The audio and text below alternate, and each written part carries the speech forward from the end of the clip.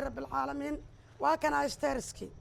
جرنجرتي سايتر الماشي اللي قبسناهي جرنجرتا oo aan hadda ku tusinahay waa kala anaga suubsanayno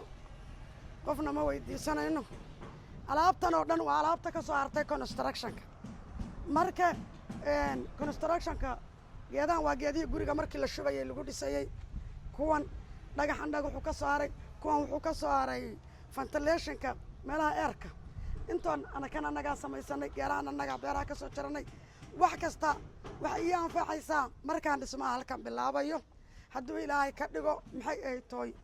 ayay noo anfacaysaa haantan waa taangiga biyaha aan guriga ugu shubayay uma baahnay hadda guriga tuba biyaha ku jirto alxamdulilah waan xirnay because hadda temporary gate baan ku xirnay because temporary gate-kan waxaan ugu xirnay inaan maxay ay tooy temporary gate-kan waxaan ugu xirnay falaawaro waxaan bilaabaynaa marka inaan abuurno oo falaawaradii lagu abuuro iyo geedo qurux badan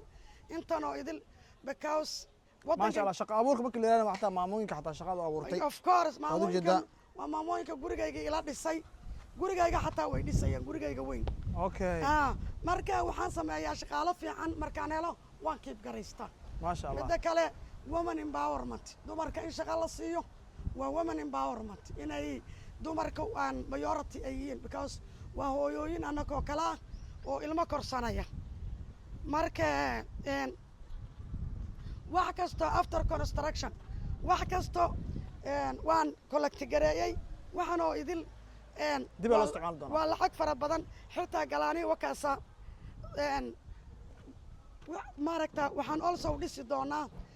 ciid badan waa in lagu soo shubo xagga iyo halkan waa inaan leebal garayno hadduu ilaahay subxaana wa tacaala uu ka dhigo mar kasta wixii kuu soo haro way ku anfacayaan waa xoolo waxaan aad arkaysidoo dhan hal dhagax free kuma imaanin mid kasta waa lacag marka alxamdulilah ilaahay nimcadiisa buulka yarkaa waa baqaarkaan alaabta ku guranaynay meeshaan yaroo kioska weeg iyaga haddaan duminaynaa because dantii laga lahaa waa laga gaaray marka insha allahu biidnillaahi kariim ii soo duceeya ilaahay waxaan inuu ila dhammaystiro idinkana waan idiin soo ducaynayaa wax kastood jeceshiin allah idiin dhammaystiro bulshaweynta soomaaliyeeday dadka ilaahay baa irsaaqo ilaahay baana abuurtay waxaad ilaahay wuxuu dhahay waxaad iga niyeysatiin ayaan idin siiyaa dadku haddii aad fikir hayso waxay u baahan tahay ficil inaad ku darto haddaad maanta oo dhan fikirayso oo taladii heshid maalintii dhowr jeer ee opportunity ku soo maraysaa isyuu inaad qabsatid haddaad maaragtaa ama 60 jir ani meeshan markaan imid 52 sanaan jiri alxamdulilah biyonda meel kasta intii ilmo badan baan dhalay intii igu horreysay ilmihii baan ku lugiya gacan xirnaa jaanus baan helay ilaahay bay mahaddaasoo dhan u sugnaatay ilaahay qofku wax siinayo inuu taajir uu boqor yahay taajir yahay waxaad ku ogaanaysaa waa baska nairobi ka yimid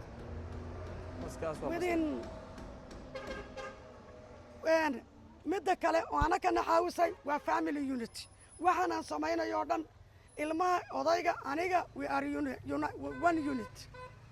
xoogeenna caqligeenna hantideenna aan isku geynay ma ahan wax keligay aan sameeyey ma ahan wax ay odayga keligii sameeyey waa unit annaga iyo carruurteenna iyo odayga maasha allah tabaaraka cid kaloo maanta wax nagu leh ma jirto xoogeenna iyo xooliyeenni baan isku geynay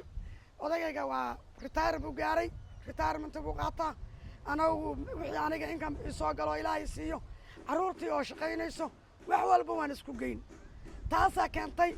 waqti yar inay wax noo suurtagalaan family gooni u kala socdo meel ma gaaro maama laakiin dadku waxay dhahaan lacag oo aanan maskax ku jirin waxba ma tarto maxba ma tarayso lacag haddaad meel dhigto waa warqad soo bixi waa dhammaatay lacag waxay u baahan tahay ideo maalintaan halkan imanayay ilmo 25 kun soo siiyaan kenadiyaane which is US lacag ka yar tigid waxaan ka soo goostay tigid gift baan dad uga soo gaday 20 anoo wataan meelahan imid laakiin alxamdulilah waxyaabo naga soo horeeyaan aan horaan dhigdhignay waa jireen markaan wixii isku geynoon meel gaarsiinaan carruurta u sheegnay ilaahay khayra siiya iyagana way nala garab istaageen marka markay arkeen meeshii inaan wax qabanayno waxay dhaheen oo hooyo wadis nagasta maxaan nagasta qabanaa maxaana because ilmaha naftooda role model baa u tahay waalidka ama aabbaha ahaw ama hooyada ahaw role model baa tahay faamiligu markaad aragto inaad wax qabanayso waa lagu garab istaagayaa laakiin haddaadan wax qabanaynin ood lacag cun imow meel geli aan waxba ka muuqan waxba ma tarayso wax bilow ani waxba kale ma isku dayin ilaa aan guriga ka dhisay guriga markaan dhisay oon ilmihii guriga tusay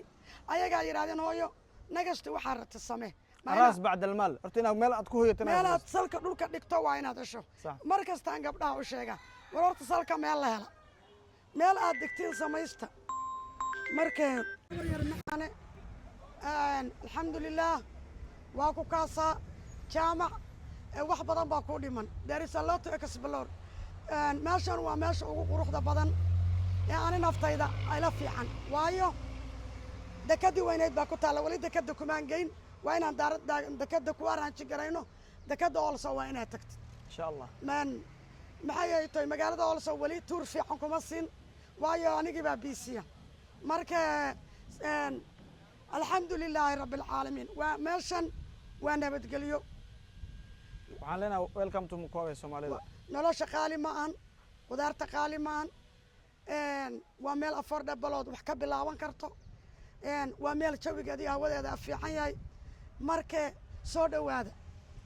السلام عليكم marka waa ku kaa saabar macaan السلام عليكم